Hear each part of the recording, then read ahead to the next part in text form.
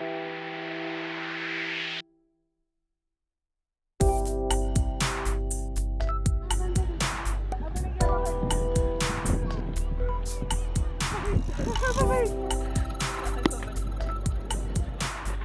sige lang. Tapos i-edit-edit na lang. Tapos ito, oh, Japik siya. Pag naman.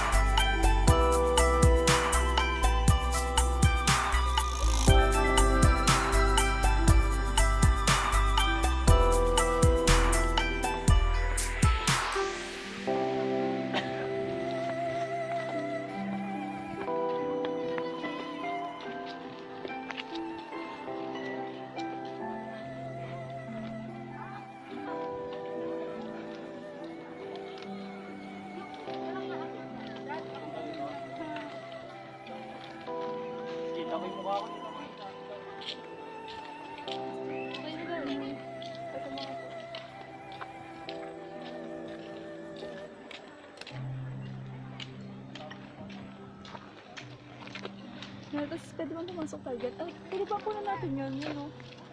Yun o.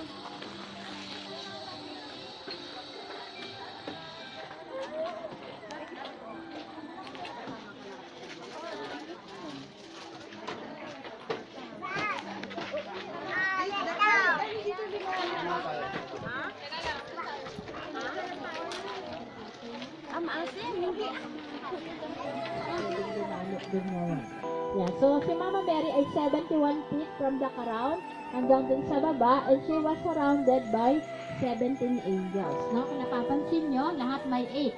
71 feet, 7 plus 1 is 8. 17 angels around her, 1 plus 7 is 8 pa rin. Number ni Mama Mary. So dito, since hindi tayo makaakyat, hindi tayo makapag-pray dun sa harapan ni Mama Mary, pwede kayong mag-pray through labyrinth walk. Yan, labyrinth walk na yan, habang naglalakad kayo, nagpe-pray kayo dyan. May nakalagay kung saan kayo mag-start maglakad. Lahat ng steps ay malalakaran nyo. Pinaka-end point niyan, yung puno sa gitna. So, pag-reach yung puno sa gitna, pwede kayo mag-final prayer doon. Then, kahit saan na kayo mag-exit, no? Wala na kayong susundan pang path. Be sure lang na lahat ng steps ay nadaanan nyo. Pag may steps na hindi nyo nadaanan, hindi sabihin nagkamali kayo. Babalik kayo sa start para malaman nyo kung saan kayo dapat dumaan. Yan. So, kung hindi naman kayo mag-labyrinth walk, pwede rin kayong mag-candle open, no? Dalawang options natin na mag-pray kayo. Yan. So, ang history nga pala ng labyrinth walk, no? May mga pilgrims daw noon na gusto nilang pumunta sa Holy Land, hindi sila natuloy. So, ang ginawa nila, dahil na-frustrate sila, gusto pa rin nilang mag-journey, ang ginawa nila, gumawa na lang sila ng labyrinth walk kung saan din sila nag-journey, no? Doon sila naglakad dahil hindi na sila nakapunta sa Holy Land. So, dito, ito ay pilgrim place, kaya meron din tayong labyrinth walk dito na pwede nyong paglakaran. Yeah. So, ano nga pala itong concept nito, no? Bakit ganito kalaki si Mama Mary? Si Mama Mary ay 71 feet, sabi ko nga, ang adoration chapel niya sa loob, ang tawag doon ay sulod. Sulod ay isang Ilonggo word ng ibig sabihin ay pasok o loob. Yan ang ibig sabihin ng sulod. Pero ang sulod yan ay isang acronym. SULOD, ibig sabihin Sanctuary of Universal Love and Devotion. So, universal, ibig sabihin kahit anong reliyon, okay lang, no? Kahit sino pwedeng pumasok dito.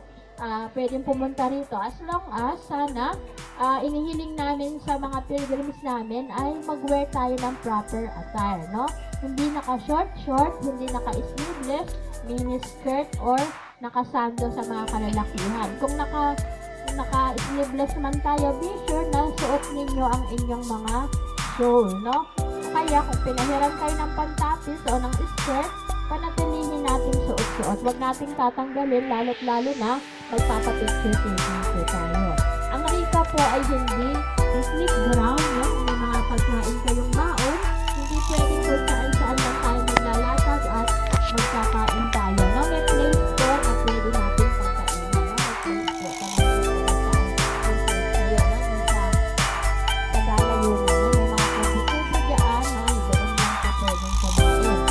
then, hindi rin po ito park, no? Hindi ito park at lalong-lalo na hindi po ito playground. So, educate natin kahit yung mga Dominic na aming founder, siya ay may vision, no? Nang nabubuhay siya, nagkaroon siya